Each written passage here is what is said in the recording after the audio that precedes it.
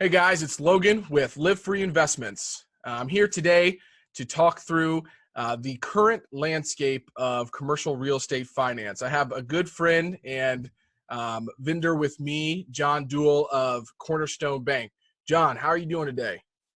Good, Logan. How are you?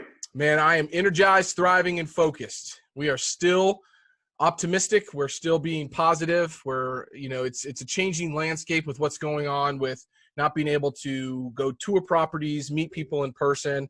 But I really have taken this time to kind of zoom out of the business, put some more software in place that I should have done for a long time ago, and really trying to use this time to build relationships with folks that, I've kind of been putting off. So been on the phone a lot, still trying to navigate kind of the landscape of my daughter being home. My wife is still working full time as well. And so she's on the phone and the video conferences basically all day as well. So just trying to find some sort of routine for the time being.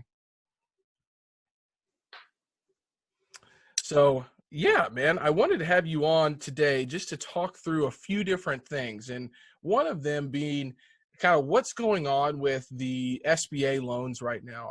I've chatted with some folks about in the commercial real estate space about some people seem like they've been approved. Some people seem like they've got financing, or their financing has come through, or their dollars have come through. So talk to us about what role you're playing here in the SBA loans and what you're seeing, if people are getting their applications approved and people are getting money quite yet.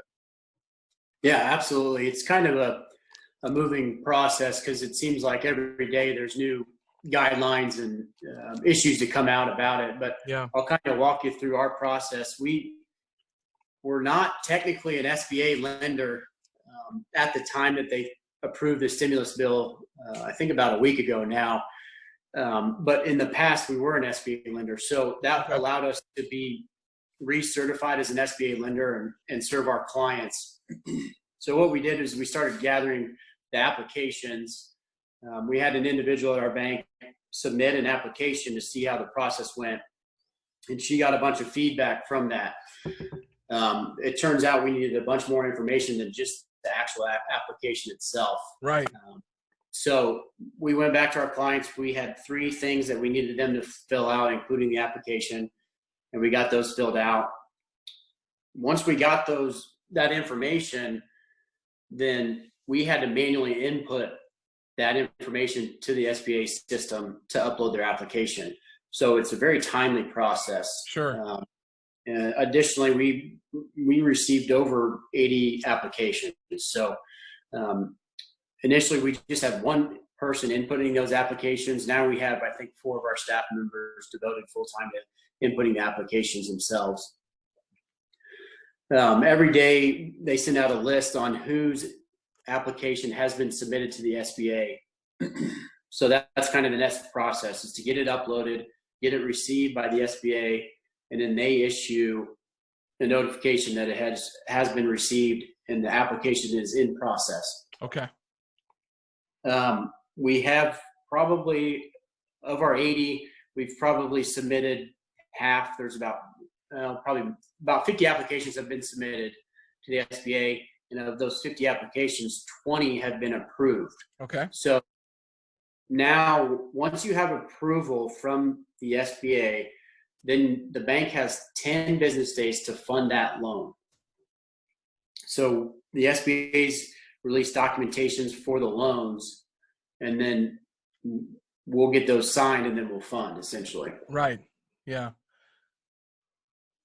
Has there been any indication on which applications have been approved, which ones are not being approved?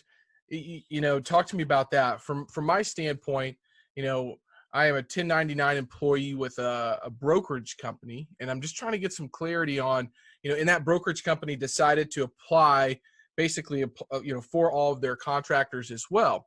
And so have you seen any type of trend on who's being approved and who's not, or is it just kind of all over the board?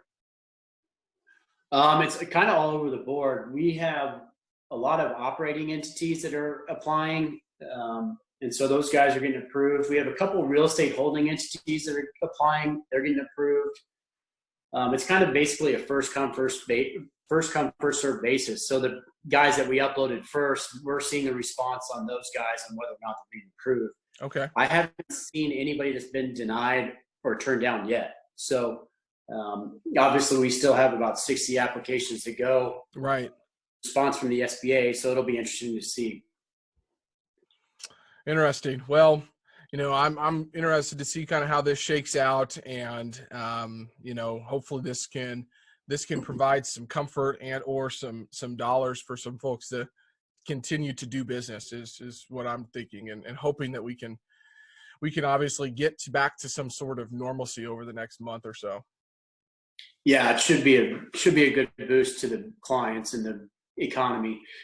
There's still a lot of uncertainty about it too, so we're counseling our clients to make sure that they're going through the SBA website and reading everything about it, because I think the common thought is that these loans are going to be forgiven, but in actuality, they're technically loans up front, and then there's a process for them to be forgiven. So the clients need to be aware of those steps to get the loans forgiven, and how they need and what they need to do to follow the SBA's guideline for that process. And a big piece of that seems to be the dollars being able to be tracked back to what these dollars were supposed to be used for, correct? So, right. Yeah, so it's really important. I think that folks need to understand that they are going to have to show some sort of proof on, look, these dollars went to my payroll or to my rent or to mortgage interest, I think was another thing that was out there for those. So thank you for sharing that. Yeah, absolutely.